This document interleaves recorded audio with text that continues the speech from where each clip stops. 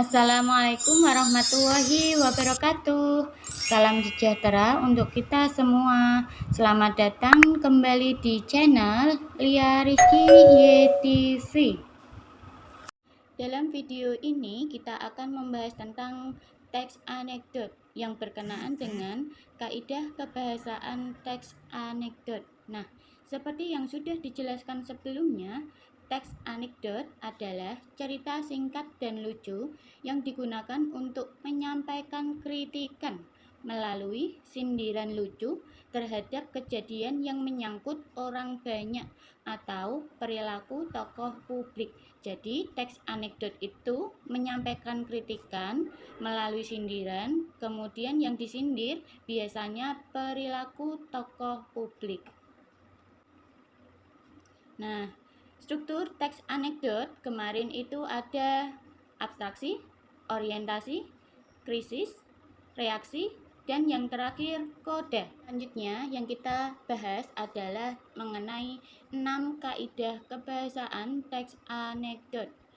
Yang pertama, menggunakan kalimat retoris. Nah, apa yang dimaksud dengan kalimat retoris? Kalimat retoris merupakan kalimat tanya yang tidak memerlukan jawaban, karena jawaban dari pertanyaan yang diajukan secara umum sudah pasti dan tidak perlu ditanyakan lagi. Contohnya apa? Contohnya, apa kamu ingin kaya? Semua orang pasti ingin kaya, jadi tidak perlu jawaban. Yang kedua, siapa yang ingin masuk surga? Pasti semua orang, termasuk saya. Kemudian yang ketiga, apakah kamu punya hati? Nah, itu merupakan contoh-contoh dari kalimat retoris. Ingat, kalimat retoris adalah kalimat yang tidak memerlukan jawaban. Kaidah kebahasaan teks anekdot yang kedua yaitu menggunakan kalimat masa lampau. Nah, kalimat masa lampau itu apa? Nah, kalimat masa lampau adalah kalimat yang mengandung isi yang menyampaikan sebuah kejadian atau peristiwa yang telah terjadi. Contohnya, pada zaman dahulu di suatu negara yang pasti bukan negara kita, ada seorang tukang pedati yang rajin dan tekun. Nah, itu ada kata zaman dahulu. Zaman dahulu termasuk masa lampau. Kemudian yang kedua, suatu hari seorang warga dari Sukaraja mendatangi kantor polisi. Ada kata suatu hari. Kemudian yang ketiga, saat itu suasana kelas sedang hening karena Bu Besti sedang menyampaikan materi tentang azab kubur.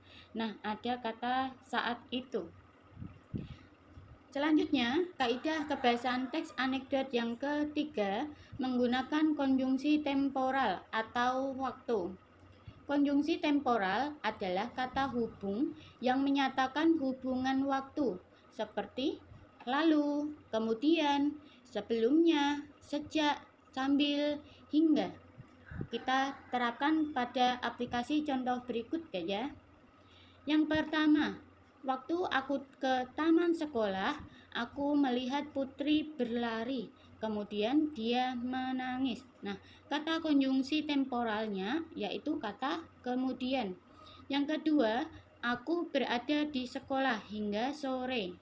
Yang ketiga, selesaikan dulu PR-mu, selanjutnya kamu boleh main sepuasnya. Nah, ada kata kemudian hingga selanjutnya itu merupakan kata temporal. Kemudian, kaidah kebahasaan teks anekdot yang keempat menggunakan kata verba atau kata kerja aksi. Kata kerja aksi itu apa?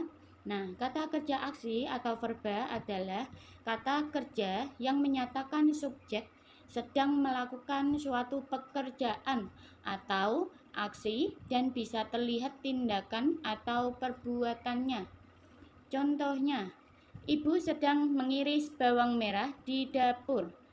Yang kedua, untuk menenangkan hati, akhirnya Asti membaca Al-Quran. Yang ketiga, tadi pagi saat mata pelajaran olahraga, Fauzan berlari dengan sangat cepat. Nah, Ada kata mengiris, membaca, berlari, itu merupakan contoh dari kata kerja aksi. Nah, kata kerja aksi itu bisa terlihat tindakan atau perbuatannya. Selanjutnya, kaidah kebiasaan teks anekdot yang kelima, menggunakan kalimat seru. Kalimat seru merupakan kalimat yang digunakan untuk menggambarkan perasaan yang ada di dalam diri seseorang, seperti marah, kesal, sedih, gembira, dan lain-lain.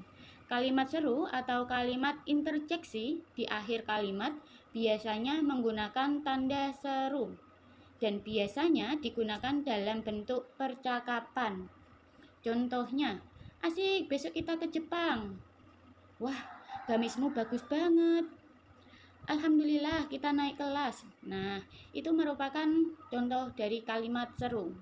Biasanya ditandai dengan tanda seru di akhir kalimat. Dan kaidah kebiasaan teks anekdot yang terakhir menggunakan kalimat perintah. Kalimat perintah atau biasa disebut dengan kalimat imperatif adalah kalimat yang berisi perintah tentang sesuatu hal dengan tujuan agar orang yang diperintah dapat melaksanakan perintah tersebut. Biasanya di akhir kalimat perintah juga menggunakan tanda seru. Contohnya, "Lenyaplah kamu dari kehidupanku." "Buang sampah itu pada tempatnya."